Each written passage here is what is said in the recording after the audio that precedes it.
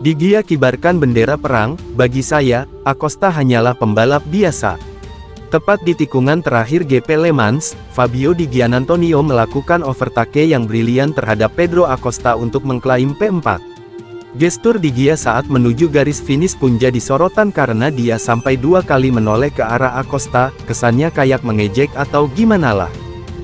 De Gia, Anda sampai di sana dengan momentum yang besar, Anda harus mengerem keras tetapi juga tepat, dan selalu ada risiko pembalap lain memotong jalur Anda. Itu bukan aksi menyalip yang mudah. Saya bangga, tapi pada akhirnya, bagi saya, dia hanyalah pembalap biasa. Kuat, ya, tetapi ketika Anda berada di lintasan, Anda harus memperlakukannya seperti yang lain. Gimana ya perasaan Acosta? Diejek oleh pembalap yang bahkan belum pernah juara dunia. Nyalip ya nyalip aja, gak usah lihat-lihat ke belakang, kayak ngejek atuh. Acosta beri ancaman ke Di Giannantonio, saya akan mengingat ini. Sprint MotoGP Prancis 2026 meninggalkan tensi panas antara Pedro Acosta dan Fabio Di Giannantonio. Duel keduanya di Le Mans berubah menjadi sorotan setelah Acosta terang-terangan menunjukkan kemarahannya usai disalip rider VR46 tersebut.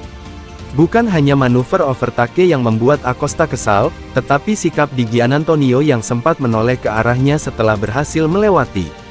Pembalap KTM itu merasa aksi tersebut tidak perlu dilakukan dalam pertarungan di lintasan. Saya akan mengingat Di Giannantonio.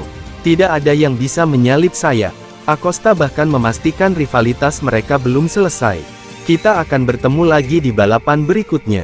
Sementara itu, Di Giannantonio justru menganggap duel tersebut sebagai salah satu momen terbaiknya di sprint race Le Mans.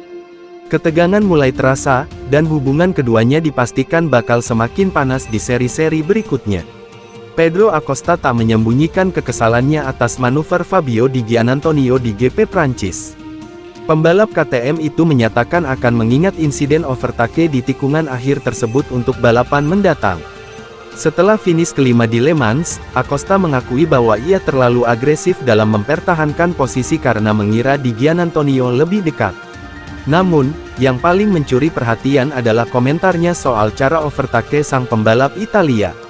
Saya catat untuk balapan selanjutnya. Tidak ada yang boleh mendahului saya sambil menatap saya, ujar Acosta dengan nada khasnya yang sarkastik. Insiden terjadi di putaran terakhir saat Di Giannantonio berhasil menyalip Acosta di tikungan akhir.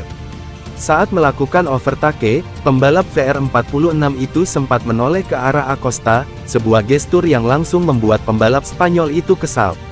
Meski demikian, Acosta tetap realistis tentang hasil hari itu. Ia menyebut Aprilia memiliki kecepatan yang jauh lebih unggul, terutama Jorge Martin dan Ai Ogura yang tampil impresif dari belakang.